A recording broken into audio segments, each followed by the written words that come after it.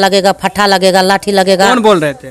तो मारे थे लाठी लेके, कहते भागो यहाँ से। घूस मानिया चाहे उसको जो मानिए, ये तो मरोना अस्पताल पहले से ही कोई सिस्टम में नहीं चल रहा है। जिला पदाधिकारी महोदय से आग्रह करता हूं कि पीएससी में जो बार बार इस तरह की घटना हो रही है उस पर आप अविलंब ध्यान दें। माननीय स्वास्थ्य मंत्री, देखिए किस तरह सुपौल के मरोना जो पीएससी है उसमें किस तरह जो है घटना घटती है और किस तरह से इलाज हो रहे हैं। अभी मैं मौजूद हूँ सुपौल के मरोना प्रखंड के जमुआराही गांव में, और यहाँ जो है एक पीड़ित परिवार जो है न्याय का इंसाफ के लिए गुहार कर रहे हैं, और इनके लिए गुहार के लिए जो है इंसाफ के लिए कोई आगे नहीं बढ़ रहे हैं। तो इन्हीं से हम जानेंगे क्या आखिर हुआ अस्पताल में और क्या डॉक्टर साहब बोले, आइए हम जानते हैं। क्या नाम हुआ आपका? मेरा नाम रूप नारायण सिंह हुआ। क्या हुआ था आखिर 11 तारीख को रात में? 11 तारीख को 7:15 बजे हम लोग एम्बुलेंस से पीएचसी मरोना पहुँचे अपने पत्नी को प्रसव कराने के लिए। वहाँ पे जैसे ही पहुँचे तो सबसे पहले हम पर्ची कटवाए हैं, जो कि पर्ची भी मेरे सामने है, ये रहा पर्ची। और वहाँ पे पहुँचने के बाद हमको एएनएम दीदी मिली। उसके बाद वो देखने के बाद बोली कि 20 से 30 मिनट में प्रसव हो जाएगा। वो सलाइन भी, एक बोतल सलाइन भी किए, और उसके बाद हमको दवा लिख के दिए। दवा लेने मेरे साथ जो गए थे वो आदमी दवा लेके आए, दवा भी उनको पड़ा, लेकिन 4 घंटे तक ऐसा ही चलते रहा। बीच बीच में जब हम जाते थे तो डॉक्टर साहब लापता थे, जब भी गए तब भी नहीं थे, और बीच में जब भी उनका ज़रूरी पड़ता था तो वो सोने में बेहाल थे, तो बार बार उनको बुलाना पड़ता था। और एएनएम दीदी का व्यवहार भी बहुत ज़्यादा गलत था, वो डांट कर ही बात करती थी। मैं था, मेरे पिताजी थे, मेरी माँ थी, और मेरे कुछ सहयोगी थे वहाँ पे, जो कि मेरे साथ हैं अभी, बाबू नारायण जी, ये भी साथ में थे। जी।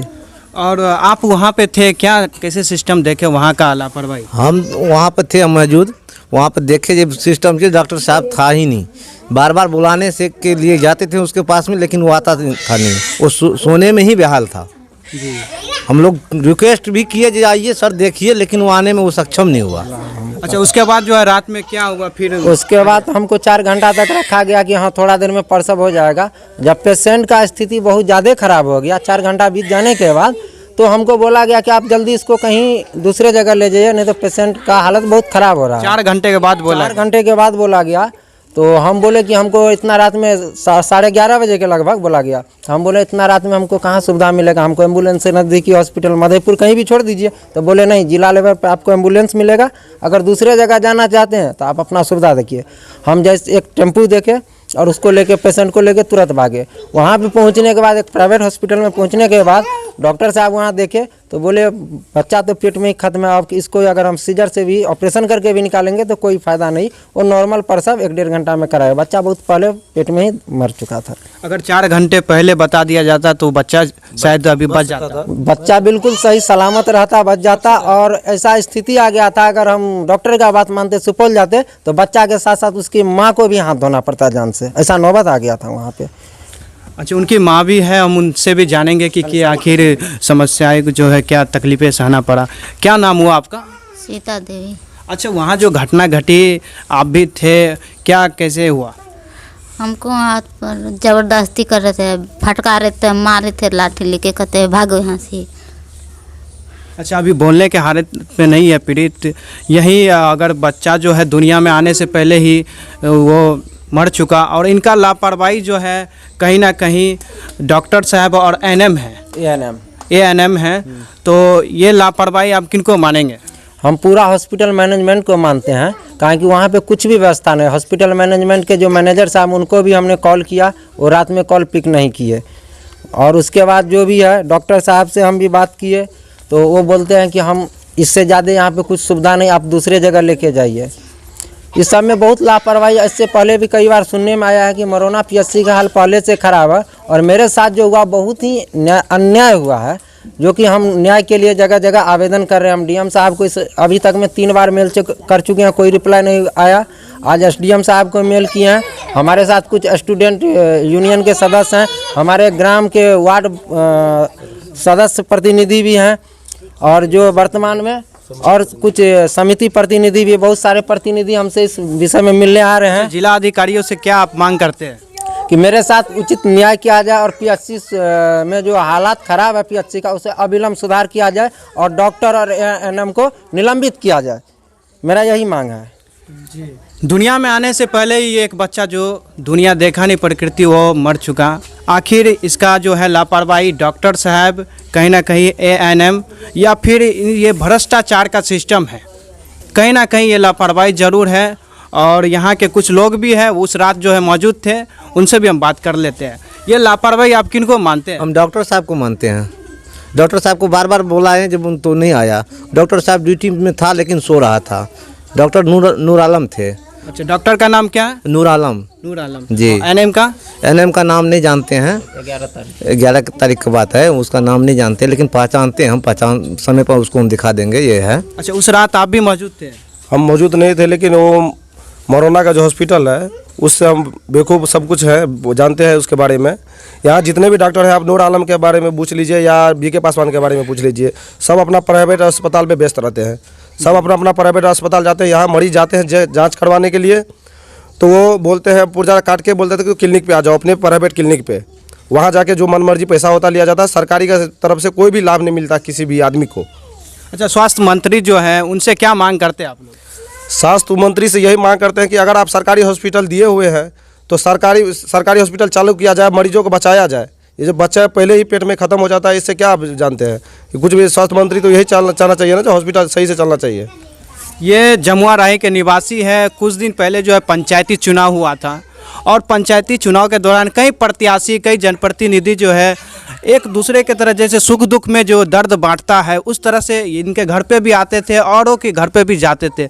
लेकिन अभी जो इंसाफ का जो गुहार कर रहे हैं, अभी तक कोई प्रतिनिधि जो है इनसे मिलने के लिए नहीं आए हैं।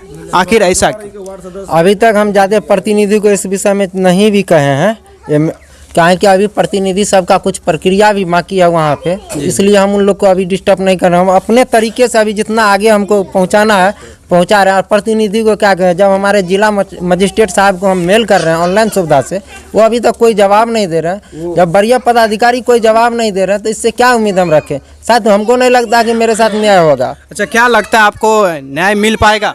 हम तो उम्मीद लेके अड़े हुए, हम यहाँ से पटना तक जाएंगे।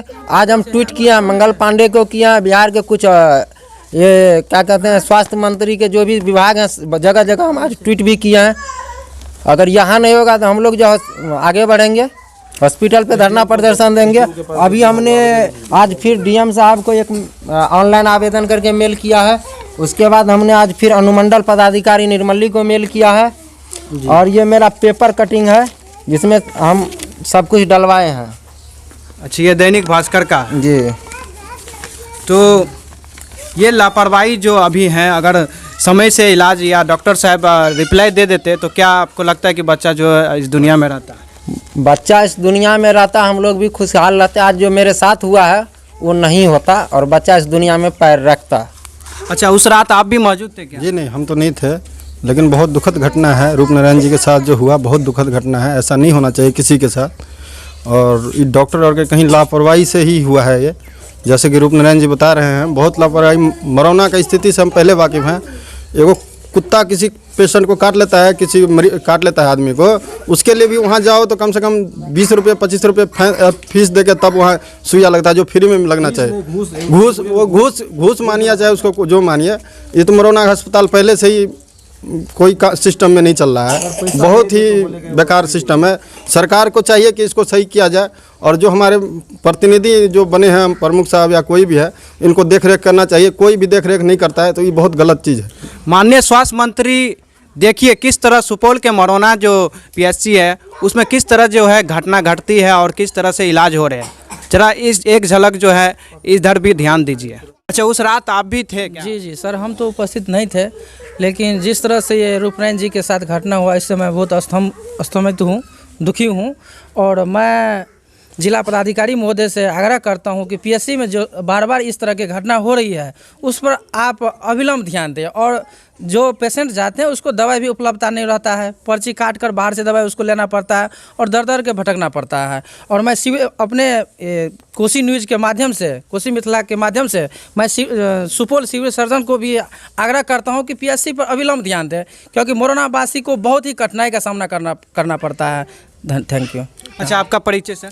मेरा नाम प्रमोद कुमार राम है और मेरी मम्मी मुनि देवी वाटसस है। जी। इस बार आप यहाँ के जो है समस्याएं देखने के लिए आए हैं। जी जी, मैं यही समस्या से मैं दुखी हूँ, ये देखने के लिए आए हैं अभी। हमारे तरफ से आप लोगों को भी धन्यवाद जो आप रूप नारायण जी के से दुख से अभी परिचित हुए। जी जी जी, मैं जी और रूप नारायण जी के विषय में जो इस पे कार्रवाई नहीं हुआ तो हम भूख हड़ताल पे हम लोग बैठेंगे और बाद में जो होगा सो देखा जाएगा। रोड भी जाम करेंगे हम। और बात नहीं है, ये हर एक आदमी का बात है। रूप नारायण जी का अकेले ये अभी चुप हो जाने का मतलब है चलो रूप नारायण जी का हुआ घटना चुप हम हो गए, सो नहीं है। ये हर एक गरीब आदमी का ये बात है। और इस पे नहीं मतलब कि जिसके पास पैसा है उन अस्पताल में जाएगा जी, और जिसके पास